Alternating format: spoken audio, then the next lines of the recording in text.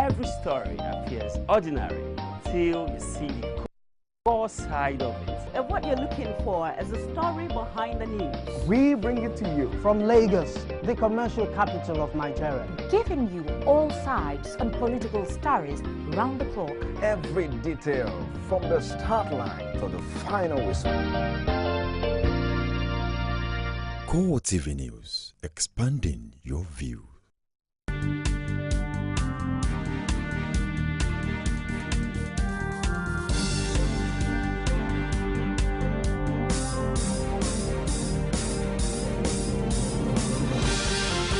Hello, good evening. Thank you for joining us on CoreTV Primetime News. I am Frank Omalape. Our top stories tonight. Boko Haram said has attacked two Yobe towns, Fika and Ngalda, shot sporadically at the two towns to scare people away.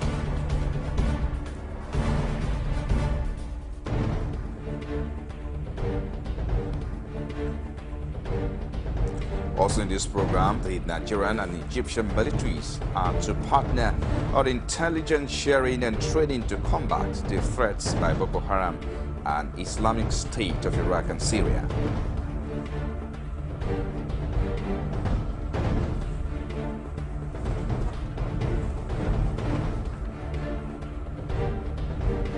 President Muhammadu Buhari has announced the first set of appointments into his administration with immediate effect.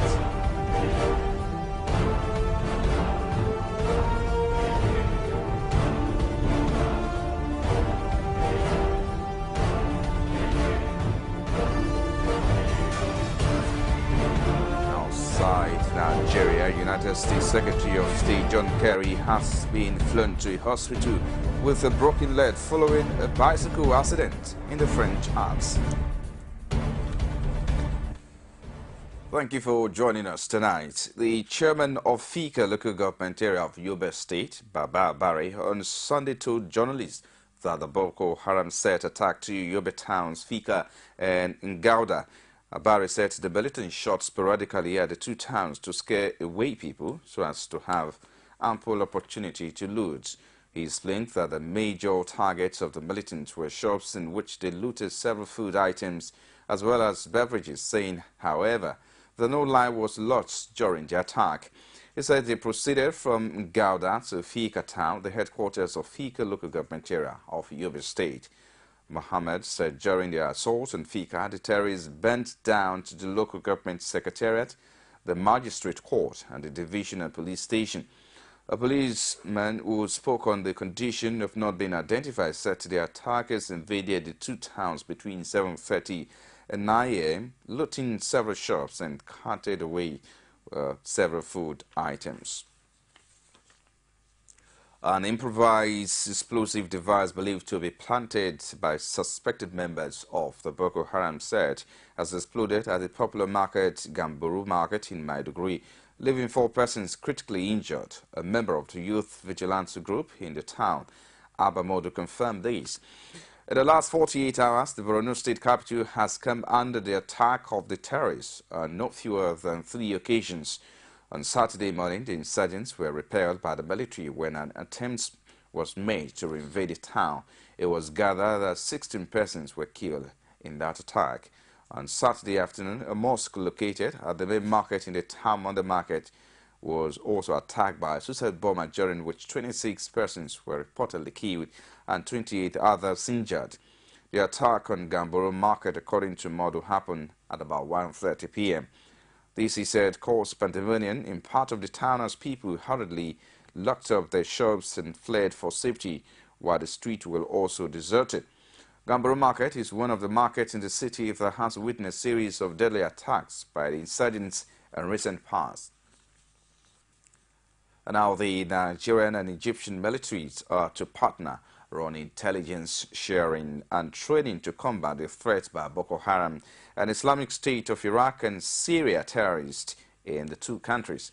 The Egyptian Foreign Affairs Minister Sameh Cherokee, who said this in an interview with journalists in Abuja on Saturday, stated that President Muhammadu Buhari would soon visit Cairo for talks on military and bilateral relations between Egypt and Nigeria. According to him, Nigerian and Egyptian militaries will collaborate and work together to degrade the capability of the two terrorist organizations and end the security crisis in North and West Africa.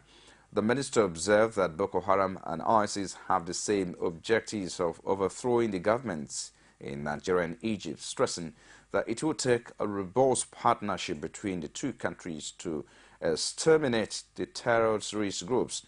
Shoki explained that the Egyptian army had been tackling the ISIS terrorists with precision to reduce collateral damage, stressing that the fight against terrorists in Africa must be comprehensive and total.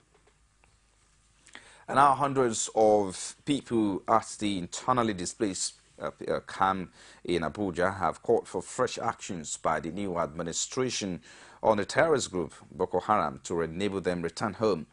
Many of them will have found refuge at the camp for close to 6 years, complain of lack of attention by the government, save for the charity or religious groups who donate clothing and food items from time to time. Surrounded by a thick forest, the IDP camp is complete with everything from utility store to market and recreation centers. Most of the camp's residents have been there for more than 6 years since their villages came under attack by the Boko Haram state, while others from surrounding towns have lived there for close to 10 years. The extent of the camp for several years is largely unchanged, but the population has grown and the residents wait in anticipation to see what the change in government will translate into their lives. And our President Muhammadu Buhari has announced the first set of appointments into his administration with immediate effect. The president on Sunday evening named Mr. Femi Adesina and Garba Shehu as being his spokesman. Femi Adesina will serve as special advisor, media and publicity, while Garba Shehu will be the new senior special assistant in media and publicity. The president has also approved the appointment of Lawal Abdullahi Kazauri as the state chief for protocol. Adesina is the current president of the Nigerian Guild of Editors and serves as the managing director, editor-in-chief of the Sun newspapers. Garba Shehu served as the director of media and communications to the APC presidential campaign. He also served as the president of the Guild of Editors 16 years ago. Abdullahi Kazaure is a career foreign service official and currently serves in the Aso Rock Villa as a special assistant on presidential matters. The President of Nigeria, Muhammadu Buhari, and Vice President Yemi Osinbajo have declared their asset as required by the Constitution on the Federal Republic of Nigeria. The head of President Buhari's media team, Garba Shehu, gave the hints about the declaration of asset in a statement. According to him, by declaring their asset, President Buhari and Vice President Osinbajo may have not only fulfilled the requirement of the Nigerian Constitution, but also fulfilled the first of the many campaign promises. While seeking election into the highest office in the land, the president had promised Nigerians that he would publicly declare his asset as soon as he took over government. End of quote. Former Governor of Adamawa State, Admiral Murtala Nyako, returned to Nigeria on Saturday. Nyako, who arrived from London on Lufthansa airline flight, landed at the Nnamdi Azikiwe International Airport in Abuja around 4:42 p.m. The former governor was received at the airport by former governor of Gombe State, Senator Danjuma Goje, former governor of Zamfara State, Senator Sani Yerima, his son Abdulaziz, and other political allies. One of his aides, who spoke with correspondent, said Nyako decided to return to Nigeria following the inauguration of Muhammadu Buhari as president. Nyako fled the country following his controversial impeachment by the Adamawa State House of Assembly. His impeachment, which he is still contesting in court, was said to have been as a result of his disagreement with former President Goodluck Jonathan. The newly elected president of the African Development Bank, Akinwumi Adesina, says his emergence as the AFDB president would not have been possible without the support of the Nigerian president, Muhammadu Buhari, and former president Goodluck Jonathan. This is contained in a statement by Adesina on Sunday, which states, and I quote, "I would like to give my special thanks to of few people in particular without whom this success would not have been possible. Former President Goodluck Ebele Jonathan for his nominating me, his confidence and steadfast, enthusiastic support. President Muhammadu Buhari for his strong endorsement and rallying support for us, and Dr. Ngozi Okonjo-Iweala for her vital role and tremendous effort in delivering this successful outcome. End of quote.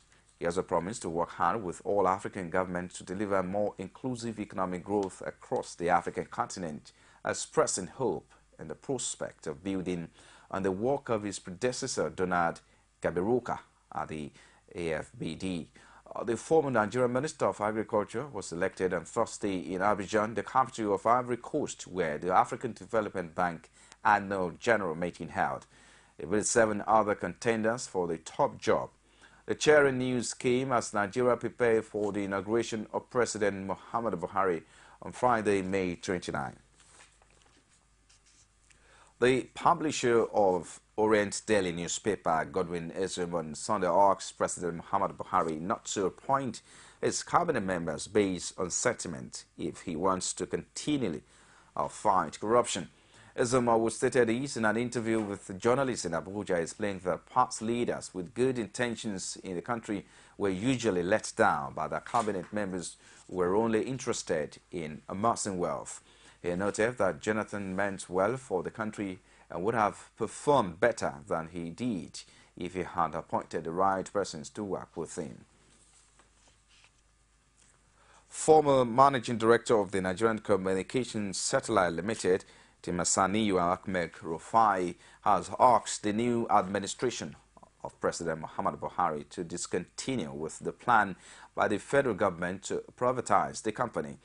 In a statement made available in Abuja on Sunday, Ahmed Rufai said selling the satellite infrastructure to private sector operators will have negative implications on the country's national security. He added that it was also wrong for the federal government to propose to sell of satellite that was under a lien since the country had not finished paying the company that constructed the spacecraft. NICOMSAT workers recently petitioned the former Minister of Communications Technology, Omobala Johnson, over the proposed sale of the company and alleged impending sacking of 150 staff of the organization. In a petition dated May 5, the workers under the aegis of the National Union of Postal and Telecommunications Employees said the manner the proposed sale of the satellite company was being rushed at the terminal end of the last administration left much to be desired. The workers contended that the viability of the NICOMSAT would not have been an issue if the federal government had directed government establishments to patronize NICOMSAT rather than continue to patronize foreign vendors of satellite bandwidth services. You're still watching CoreTV Primetime News. We'll take a break now. We'll be back with more stories. Join us again. Women share the most amazing thoughts on national issues, and they do it passionately. For most men that are educated, that are exposed, will see nothing to it. The population and the level of poverty made me cry. No infrastructural development whatsoever. And you tell me Lagos is working? That was an accident, and it was a one-off thing. Other than that, there has never been any situation in Nigeria where a Nigerian attacked anybody just because of where they came from. Sharing the adorable word of women in politics every week, only on CoreTV News. You're still watching CoreTV Primetime News live from our Lagos studios. A reminder of our top stories. The Boko Haram set has attacked the 2 towns of Yobe, Fika and Ngauda, shot sporadically at the 2 towns to scare people away.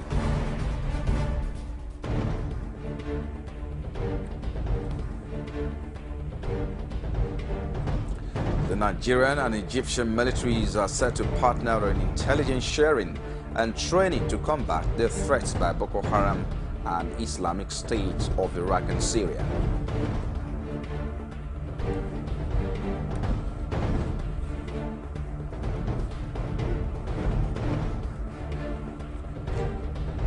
President of Nigeria, Muhammadu Buhari, and Vice President Yemi Osinbajo have declared their assets as required by the Constitution of the Federal Republic of Nigeria. All our top stories can be found on our social media platforms, like our Facebook page is facebook.com/CoreTV News. You can also follow at CoreTV News NG. For live streaming, log on to youtube.com/CoreTV. Leave a space, then news. In the face of Nigeria's oil revenue crisis, Kano State government is set to embark on an aggressive, internally generated revenue program backed by an anti-corruption agency that will prosecute corrupt government officials. Addressing journalists on his new master plan, Kano State Umaru Ganduje said this administration will be committed to serving the good people of Kano State. Ganduje said that he would begin with a rigorous drive for internally generated revenue to be able to complete the ongoing projects and introduce new ones. In addition, Ganduje will establish an anti-corruption agency to fight anyone who may be involved with any form of corruption.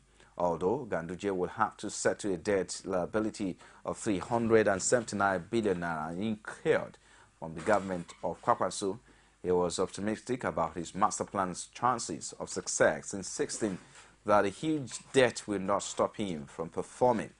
On the security situation, Ganduje said that he will soon set up a security trust fund as part of step to bring the security problems in the state to an end. The trust fund, he says, will be charged with the responsibility of sourcing funds to assist various security agencies in the state. And the state government has described an alleged claim by the All Progressive Congress lawmakers that they have not been paid their entitlement as false and dishonest.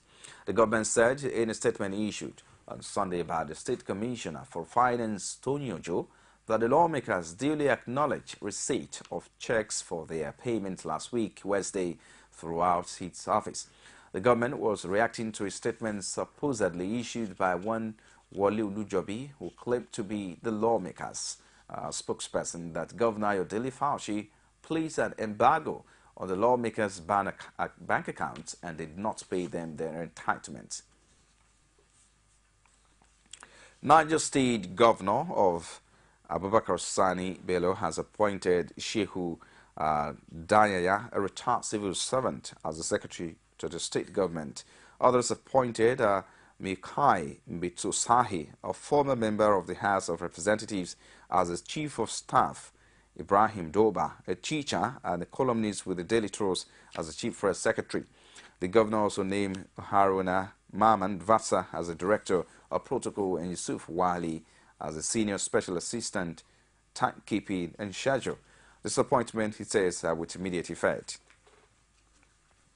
And Vice President Yemi Osinbajo on Sunday formally took over the leadership of the Villa Chapel located inside the presidential villa, chapel located in the Abuja. The chapel built by the administration of former President Olusegun Obasanjo always have the president or the vice president that is a Christian as a political head, while the president or vice president chaplains is the spiritual head.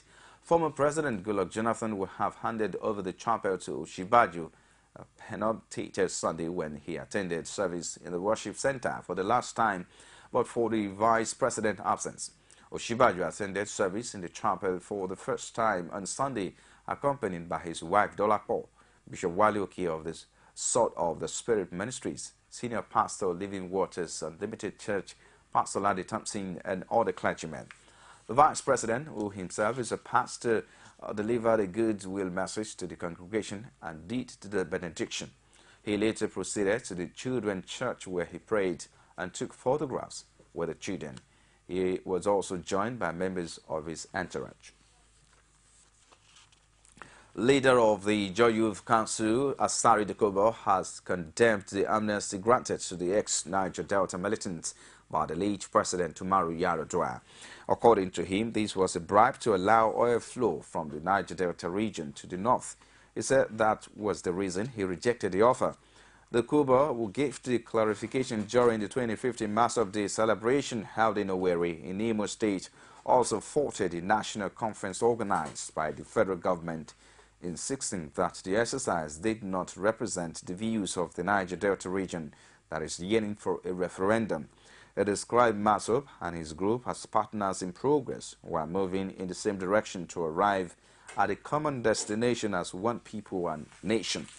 The Cuba, who fought at the last general elections in the country, described the pace of growth and development of the nation over the years, noting that there should be massive infrastructural provision to stimulate the economy with conscious and unpolluted effort to bring about industrial growth and job creation.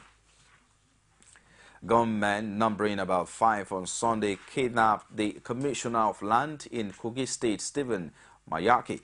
An eyewitness who spoke on the condition of not being identified to journalists in Lokoja that the 5 gunmen trailed and kidnapped the commissioner at his farm in Osara village, a Davi local government area of the state on Sunday morning. According to him, the gunmen stormed Mayaki's farm in a Prado jeep, forcibly picked up the commissioner and drove away the victim away to an unknown destination. Kogi State Police Public Relations Officer Adebayo Collins confirmed the kidnap, adding that the command was doing everything possible to rescue the commissioner unhurt. The State High Court Judge, Justice Samuel Abayomi, who was kidnapped last Monday, has yet to be released. The judge's orderly, Usman Musa, was shot dead in the encounter. The kidnappers later demanded 150 million naira ransom before they could release the judge. And now Sheikh Lawal Adam, who has now been confirmed as Chief Imam of Jos Central Mosque. Decisions were reached Thursday at Joint Executive Committee meeting of the Jamaatul Nasir Islam Jos North Local Government Chapter and the Jos Central Mosque Committee held at the boardroom of his secretariat. Sheikh Lawal Adam, who has been the Deputy Chief Imam of the Jos Central Mosque since 2009, replaced the late Chief Imam Zakaria Balarabi Dawood, who died last week after a brief illness. The tussle between the contenders for the seat of the Ogoga of Ikere may be heading for the dangerous trend. This is confirmed as the Council of Princes and Princesses and Kingmakers is now at loggerheads. The conglomeration of the Omo Owa says the selected candidate by the Kingmakers is not a prince, while the Kingmakers accuse the Omowas of mischief making, the situation leading to a name-calling and mudslinging. Meanwhile, the Obas market in Indikere has been under lock and key since the days of the former Ogoga last August. A correspondent Rashid has more on this story. Ikere Ekiti, the second largest town in Ekiti State, is no doubt a strategic point in the state, also being a one-town local government. But since the demise of the last Ogoga of Ikere or Badegboya Kaejo last August, there has been intensifying bids by princes of various ruling houses to occupy the vacant stool. But in the recent, the hitherto private process is becoming public issue, with the stakeholders sharply divided. The Council of Princes and Princesses, alongside representatives of the 3 ruling houses, at a joint briefing rejected the selection of one Jimiadu, saying he is not a prince. But this was dismissed by James Ogunlade, secretary of the Ogbenote ruling family. Surprisingly, falsely claimed to be a member of the Ogbenote ruling houses, whereas he has no link with the Ogbenote ruling houses, and neither is he a prince. Gabriel Adu, father to Jimiadu, was once a family head. See, around 70s. The father is a pre-born of Ogbenote ruling house. The Omowas also accused the Kingmakers of handpicking Jimiadu, but the Kingmakers say they have done the right thing as directed by the Ifa Oracle. Rather than for the Kingmakers to consult the Ifa Oracle as required by the tradition, native law and custom of Ikere Ekiti on the Ogoga Chieftaincy title, they came up with a piece of paper containing 40 Kingmakers out of the 21 traditional Kingmakers in Ikere Ekiti. Voted, if I spoke, we wrote everything. The chairman, the secretary of the local government was there, and we packed everything, went sent to Ado. As the Omowas accuse the Kingmakers of bribery, the Kingmakers insist they have chosen the right candidate, stressing that the supported candidate of the Omowas, Benga Ruliba, does not even enjoy the backing of his father. A transparent selection and appointment of a new Ogoga because of peace and progress, and in order to avert any violence, anarchy, and chaos. bribery is general. They will say, if you are here now, they will say, I bribe you. The father of the man came with somebody else.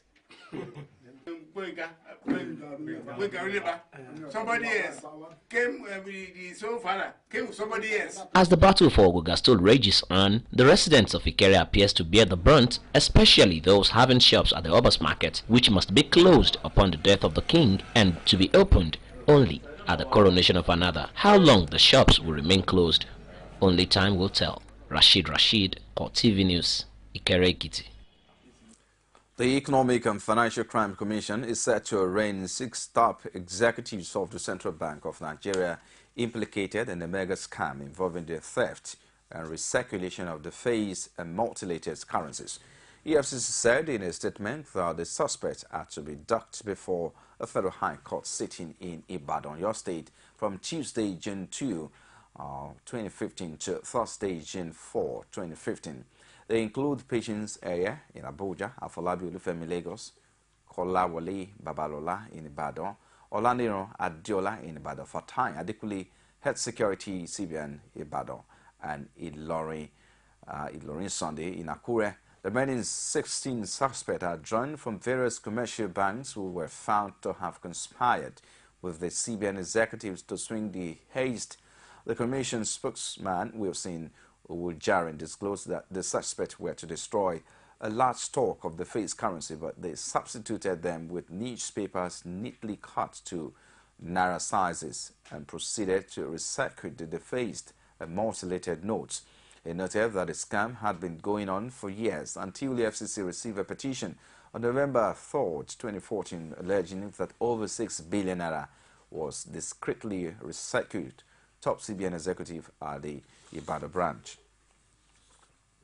A newly inaugurated governor of Lagos State, Akinwumi Ambode, has again reiterated his readiness to promote tourism, entertainment, arts and sports as part of the plans for excellence in his tenure.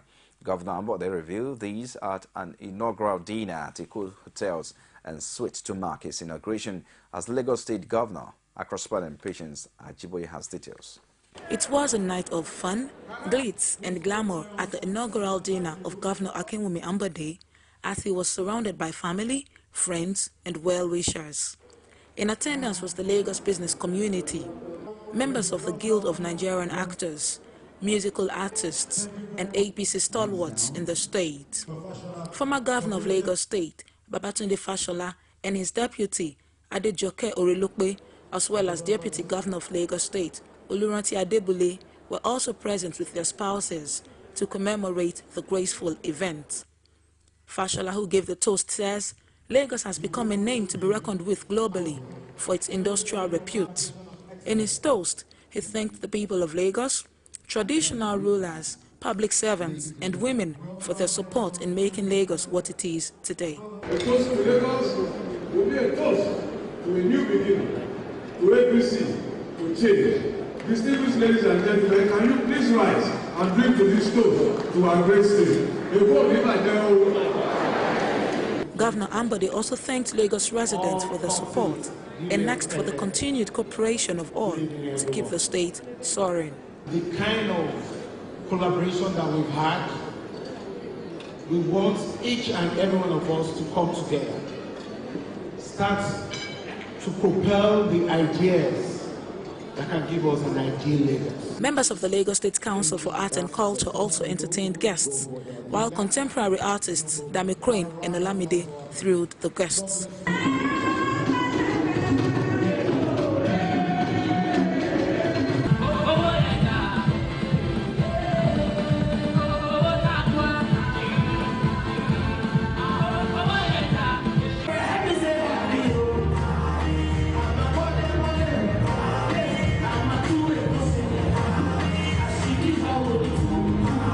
Lagos' newest first and second couples, as well as the former, also made a show of themselves while they danced together with Lagos Central Senator and former First Lady Oluremi Tinubu.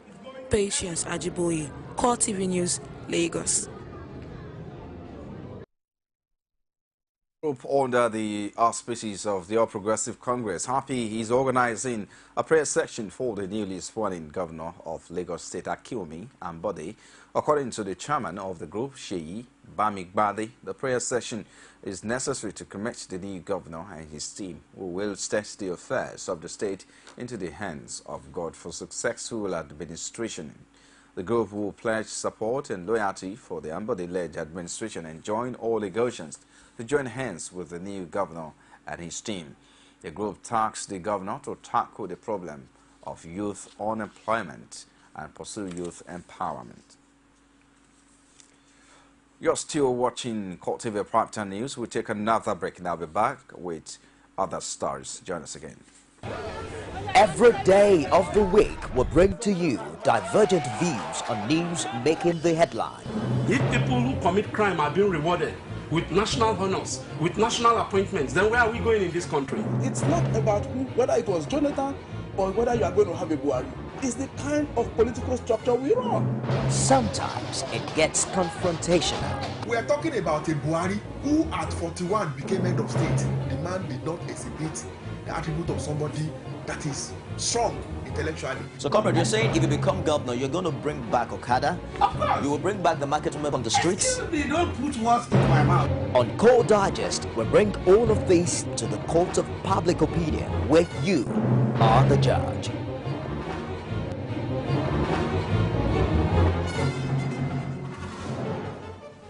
And in business now, the Nigerian Stock Exchange nationwide will be reopened on Monday, the 1st of June 2015. It will be recalled that the federal government declared Friday, the 29th of May 2015, as a public holiday to mark a Democracy Day. Figures from the National Bureau of Statistics have shown a total sum of 353.1 billion naira was earned by the country from non-oil exports in the first 3 months of 2015. The 353.01 billion when compared with the 252.3 billion naira which was earned in the fourth quarter of 2014, representing an increase of 100.6 billion naira by 40%. A breakdown of the non-oil receipt of 353 shows that the country, through its diversification program, earned 76.2 billion naira in January, while in February and March it recorded a sum of 214.7 billion naira and 62.03 billion naira respectively. Some of the exported products, according to the document, sesame seed with a value of raw of cocoa, beans, leather, cocoa shells, husk and skins. Others are frozen shrimps and prawns, cigarettes containing tobacco, cocoa butter, fat and oil, prepared foodstuffs, beverages, spirit and vinegar, and vegetable products. The sugar market tumbled to levels that were last 6 years ago seen as traders fretted over the weak currency of top producer Brazil. Reasons for the sharp fall in the price of sugar is the weak Brazilian real, which has depreciated significantly against the US dollar. Also, the global sugar market is still oversupplied and stocks are ampled, according to analysts. However, a ton of white sugar for delivery in August fell to $350.10 from $358.08 a week earlier. On ICE futures, US unrefined sugar for July inched down to 12.04 cents a pound from 12.65 cents. Arabica for delivery in July it weakened to 126.20 cents a pound from 129.45 cents the previous week. Base oil industrial metals price diverged this week, having fallen heavily this month on the Chinese demand worries and abundant supplies, particularly of the aluminium. 3 months aluminium fell to $1,748 a ton from the $1,770. By Friday, on the London Metal Exchange, copper for delivery in 3 months slid to $6,071.50 a ton from $6,173 the previous week. Silver stood at $16.16 $1,000.07 an ounce from $17.25. Platinum fell to $1,115 an ounce from $1,143. Oil prices are likely to stay relatively weak for the rest of this year due to an ample supply from traditional Middle East producers and a resurgence of U.S. shale production, according to a survey. 28 analysts predicted the global oil benchmark Northeast Brent crude would average by $61.60 a barrel in 2015, close to current levels. So far this year, Brent has averaged close to $58 a barrel, down from almost $100 in 2014. Brent is expected to rise to $70.90 next year and $75.90 in 2017, the poll showed. The poll forecasts U.S. light crude to average $55.60 a barrel this year and $65.90 in 2016. Meanwhile, oil prices sank this week to one-month lows on the back of the strong dollar and global supply glut fears ahead of the OPEC cartel output meeting next week. The Organization of the Petroleum Exporting Countries, OPEC, is likely to decide at its meeting in Vienna next week, June 5, to keep its joint production target and change 30 million barrels per day, but maintain output above that level. And in sport now, Super Falcons upped their good form ahead of the FIFA Women's World Cup in Canada with 9-0 win against Woodbridge FC at the Woodbridge Soccer Centre in Toronto, Canada. The match, the second friendly by the team in the ongoing tour, played under a very chilly Saturday, saw the reigning African champions dominate play from start to finish.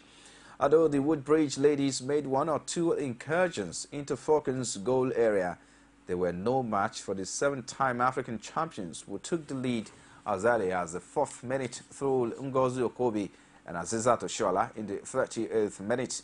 The second half witnessed 7 goals as Perpetual Nkocha opened the floodgates of goals as early as the 5th minute, with Odega scoring a hat-trick and Dike's brace completing the rout.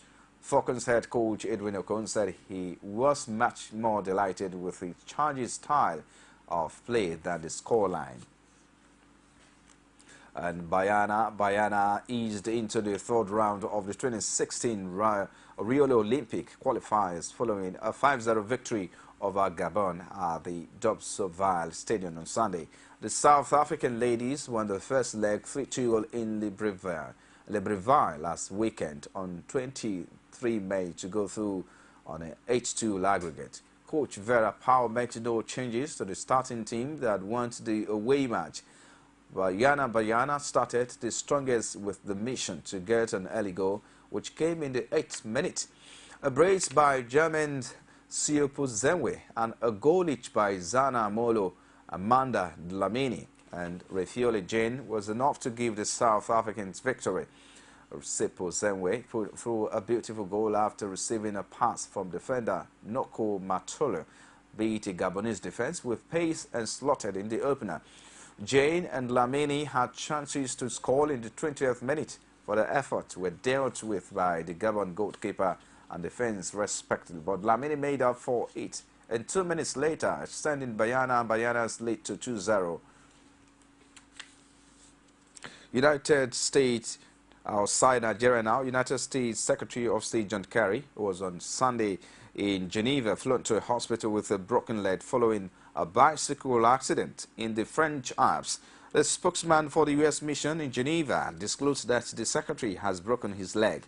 Kerry's spokesman John Kirby also confirmed that the 71-year-old Kerry was taken by the helicopter to Geneva University Hospital, where he was conscious and in stable condition with a leg injury. He said the accident occurred in Scusia, a town near the border with Switzerland, around 9:40 a.m. Kirby said the secretary was attended to by a physician and paramedics traveling in his motorcade. Kerry had conducted talks on Saturday in Geneva with Iranian Foreign Minister Mohammad Javad Zarif as part of ongoing efforts to forge a comprehensive agreement about Tehran's disputed nuclear program ahead of June 30 deadline. He had been due to fly to Madrid later on Sunday to meet with Prime Minister Mariano Rajoy and King Felipe VI on Tuesday. Kerry was also scheduled to travel to Paris to hold talks with counterparts from the countries participating in the military coalition targeting the Islamic State group in Iraq and Syria. And now thousands of schools in Nepal has reopened over a month after the country was hit by two devastating earthquakes with a magnitude measuring as high as 7.8. Students across the country attended class in temporary some made out of bamboo on school grounds. The two major earthquakes on April 25 and May 12 killed more than 8,000 people and injured at least 20,000 people in one of the world's least developed countries. With most school buildings damaged or unsafe, the Education Ministry ordered that classes be held in temporary classrooms. Government inspectors were sent to the schools, gave green stickers for safe buildings or red stickers for damaged ones. In one man, Barajakus, the head of the school, said that there was a general feeling of relief to be back at school. But he said it was not easy for many to adjust after the earthquake, despite the school opening their doors to badly hit district. And now South Africa will launch an investigation into recruitment by the Islamic State of Iraq and Levant in the country after an Al Jazeera investigation revealed that at least 23 South Africans had joined the group, the Ministry of State Security has said. Brian Dube, spokesperson for State Security, said on Saturday that the ministry will be looking into the findings made in Al Jazeera investigation published on Friday that entire families and traveled to ISIS-held territory. Dube's comments came after David Malobo, Minister of State Security, told South Africa television channel ENCA on Friday that officials were working hard to verify the information revealed by Al Jazeera.